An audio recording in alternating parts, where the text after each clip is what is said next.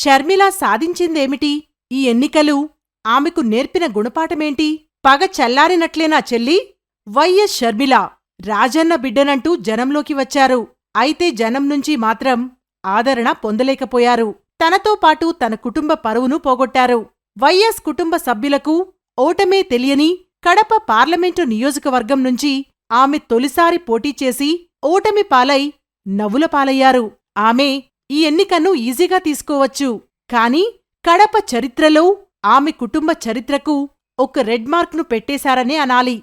గెలుస్తానన్న విశ్వాసమో లేక అతే విశ్వాసమో తెలియదు కాని కడప పార్లమెంటు నియోజకవర్గం ఎంచుకుని పీసీసీ చీఫ్గా ఉండి ఓటమిపాలు కావడంతో పాటు ఒక్క స్థానంలోనూ గెలవకపోవడంతో ఆమె మరో హిస్టరీకి కుటుంబ పరంగా క్రియేట్ చేశారు. కాంగ్రెస్ పార్టీకి ఈ ఎన్నికల్లో జరిగిన 175 స్థానాలు పార్లమెంటు నియోజకవర్గాల్లో 5,80,613 ఓట్లు వచ్చాయి. కేవలం 1.72% ఓట్లు మాత్రమే పోలయ్యాయి. అంటే పీసీసీ చీఫ్గా వైఎస్ షర్మిల ఉన్న పార్టీకి కేవలం అంత తక్కువ స్థాయిలో ఓట్లు రావడమంటే ఆ పార్టీకి ఇక సమీపంలో రాజకీయ భవిష్యత్ లేదనే చెప్పాలి.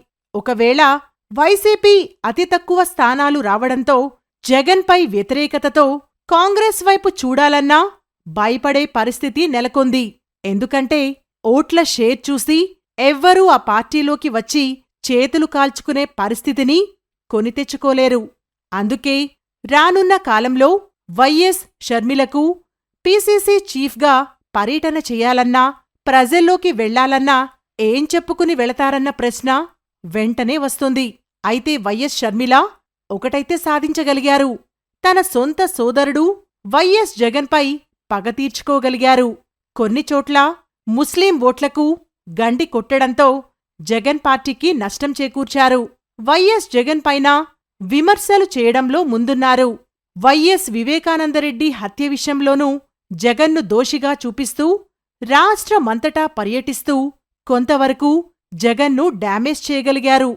జగన్కు సొంత ఇంట్లోనే శత్రువులున్నారని ప్రజలు అనుకునేలా చేశారు. ఇది ఒక రకంగా మహిళా ఓటర్లపై కూడా పడిందన్న విశ్లేషణలు వినబడుతున్నాయి. రాయలసీమలో ఎక్కువగా ముస్లిం, రెడ్డి సామాజిక వర్గం ఓటర్లకు గండి కొట్టడంలో సక్సెస్ కాగలిగారు. కడప, జమ్మలమడుగు వంటి వైసీపీకి బలమైన నియోజకవర్గాలు వైసీపీ కోల్పోయిందంటే అందుకు వైఎస్ షర్మిల కూడా కారణమని చెప్పడానికి ఎంతమాత్రం సందేహం లేదు.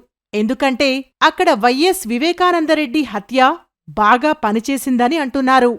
కడప పార్లమెంటులో అవినాష్ రెడ్డి గెలిచినా మిగిలిన నియోజకవర్గాల్లో వైసీపీ ఓటమికి ఇది ఒక కారణమని చెబుతున్నారు. తొలుత తెలంగాణలో పార్టీని పెట్టి తర్వాత అక్కడికే పరిమితం అవుతారనుకుంటే జగన్ను అరెస్ట్ చేయించిన పార్టీకి అధిపతిగా మారారు.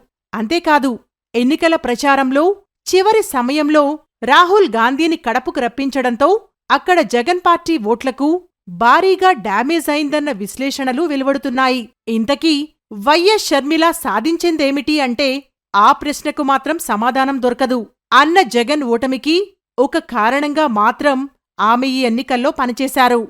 ఇప్పుడు కూటమి అధికారంలోకి వచ్చినంత మాత్రాన ఆమెకు ప్రత్యేకంగా ఒరిగిందేమీ లేదు. కాని అన్నపై పగ చల్లారిందా లేక కొనసాగుతుందా అన్నది పక్కన పెడితే తాను ఓడిపోయి సోదరుని ఓడించి తన తండ్రి వైఎస్ రాజశేఖర్రెడ్డి పేరుకు ప్రతిష్టకు చెడ్డపేరు తెచ్చారన్న అప్రదిష్టను మాత్రం మూటగట్టుకున్నారు. అది షర్మిల సాధించింది. అంతకుమించి మరొకటి లేదు.